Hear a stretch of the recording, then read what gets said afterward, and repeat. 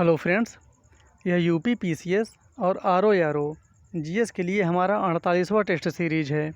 और जैसा आप लोगों को पता है कि यूपी पीसीएस का एग्ज़ाम पोस्टपोन हो गया है।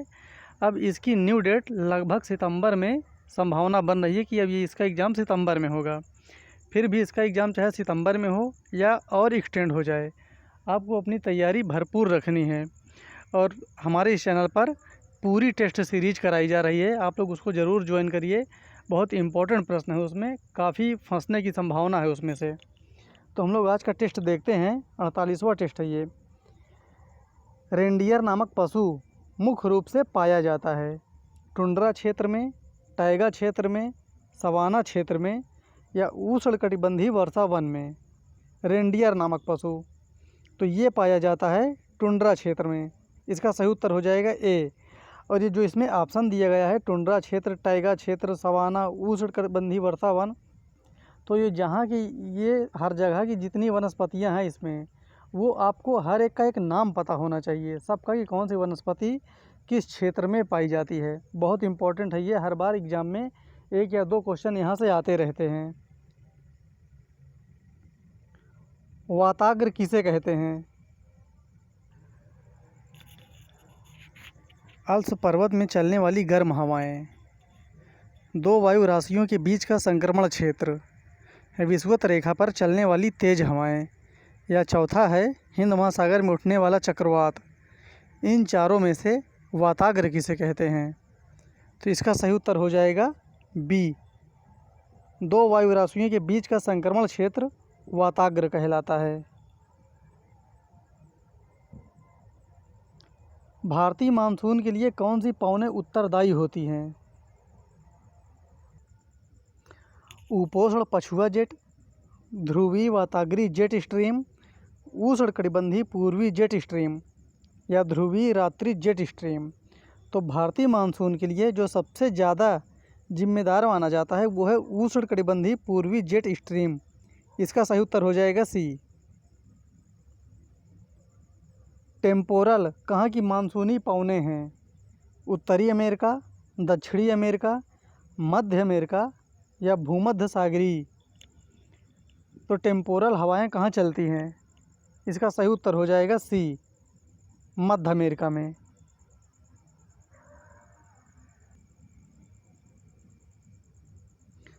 मराकाइबो जो तेल शोधन उद्योग के लिए विश्व प्रसिद्ध है, किस देश में स्थित है? देखिए, ये जो स्थान है मराकाइबो, ये बहुत इम्पोर्टेंट स्थान है। ये हमेशा आर्थिकी में आता रहता है।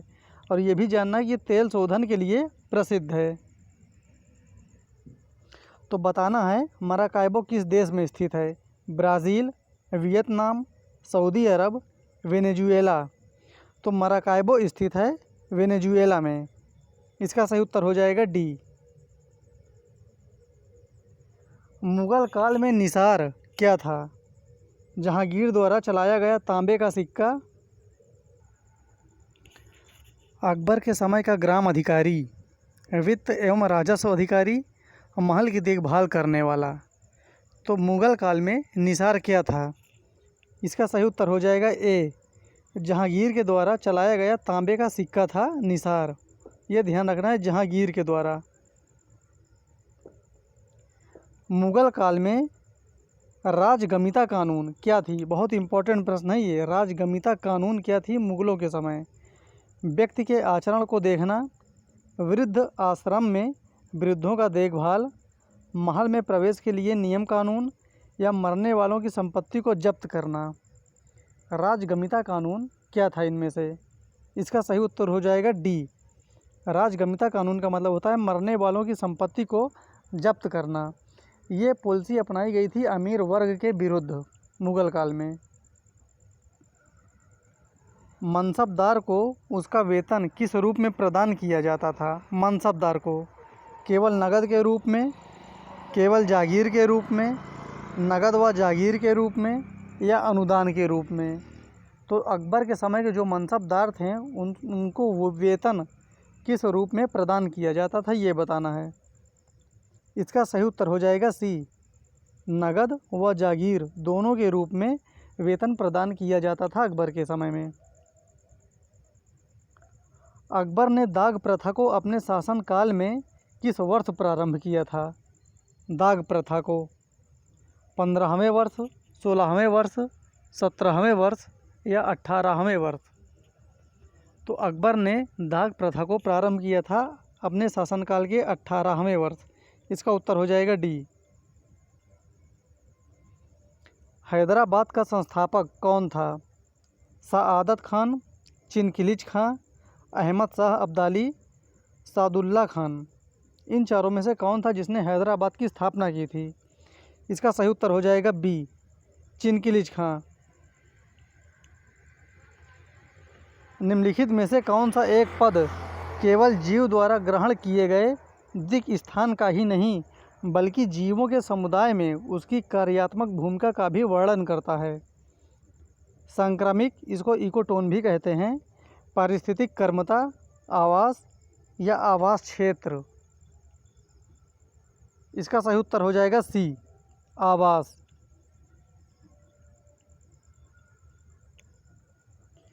निम्न में से कौन आहार श्रृंखला का निर्माण करते हैं?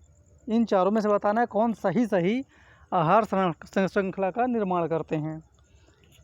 घास, गेहूँ और आम, घास बकरी तथा मानव, बकरी गाय तथा हाथी, घास मछली तथा बकरी।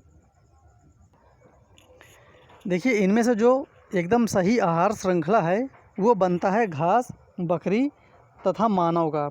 इसका सही उत्तर हो जाएगा बी। जैव विविधता पर संयुक्त राष्ट्र सम्मेलन के दलों का 10वां सम्मेलन आयोजित किया गया था।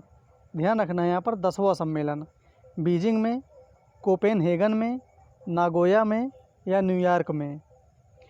तो 10वां सम्मेलन कहाँ संपन्न हुआ था? इसका उत्तर हो जाएगा सी, नागोया में। एक परिस्थिति तंत्र में ऊर्जा की मात्रा एक पोषण स्तर से अन्य में स्थानांतरण के पश्चात क्या होती है उसके साथ? फिर बढ़ती है, घटती है, स्थिर रहती है, बढ़ सकती है या घट सकती है? तो हमेशा ये ध्यान रखना है एक पारिस्थितिक तंत्र में ऊर्जा की मात्रा एक पोषण स्तर से दूसरे पोषण स्तर में जाने पर हमेशा घटती है। और कितना घटती है? 90%।